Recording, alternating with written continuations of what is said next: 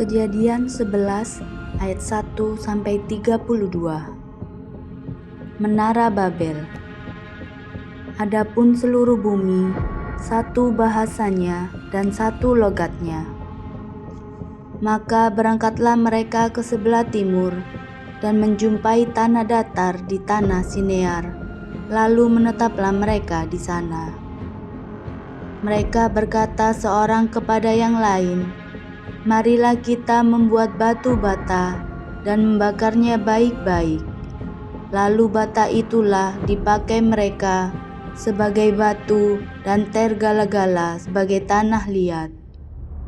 Juga kata mereka, "Marilah kita dirikan bagi kita sebuah kota dengan sebuah menara yang puncaknya sampai ke langit, dan marilah kita cari nama supaya kita jangan terserak ke seluruh bumi."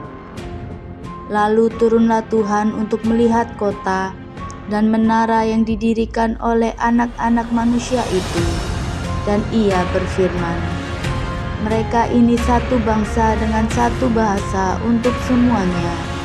Ini barulah permulaan usaha mereka. Mulai dari sekarang, apapun juga yang mereka rencanakan, tidak ada yang tidak akan dapat terlaksana. Baiklah kita turun dan mengacau balaukan di sana bahasa mereka, sehingga mereka tidak mengerti lagi bahasa masing-masing." Demikianlah mereka diserahkan Tuhan dari situ ke seluruh bumi, dan mereka berhenti mendirikan kota itu. Itulah sebabnya sampai sekarang nama kota itu disebut Babel, karena disitulah dikacau balaukan Tuhan bahasa seluruh bumi, dan dari situlah mereka diserahkan Tuhan ke seluruh bumi.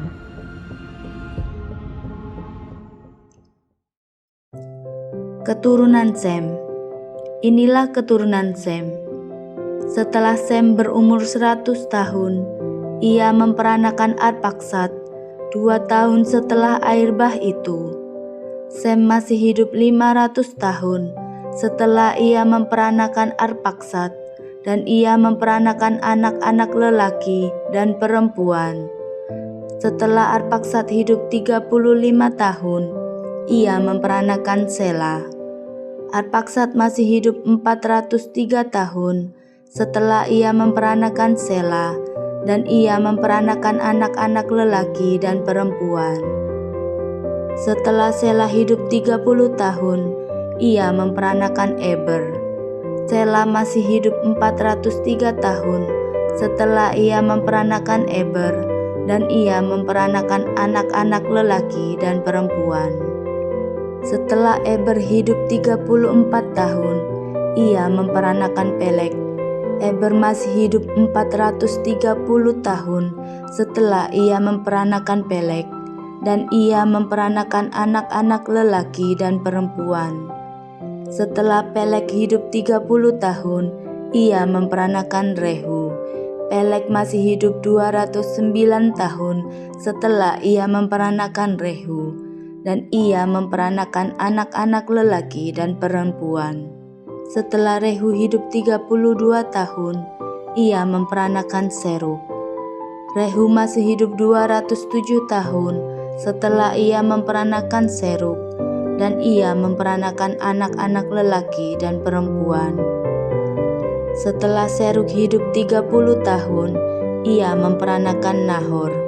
Serug masih hidup 200 tahun setelah ia memperanakan Nahor, dan ia memperanakan anak-anak lelaki dan perempuan. Setelah Nahor hidup 29 tahun, ia memperanakan Terah.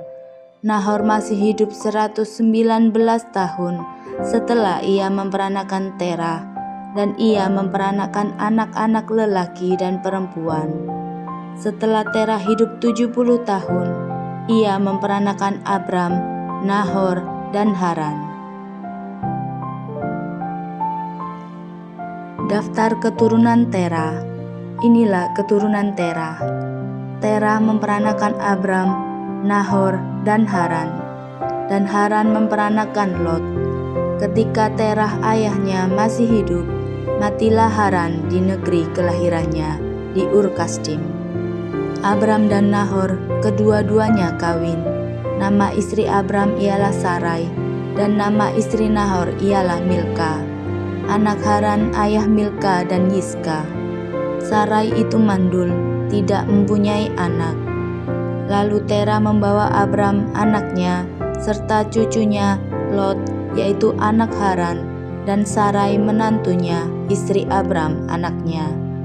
Ia berangkat bersama-sama dengan mereka dari Ur Kasdim untuk pergi ke tanah Kanaan.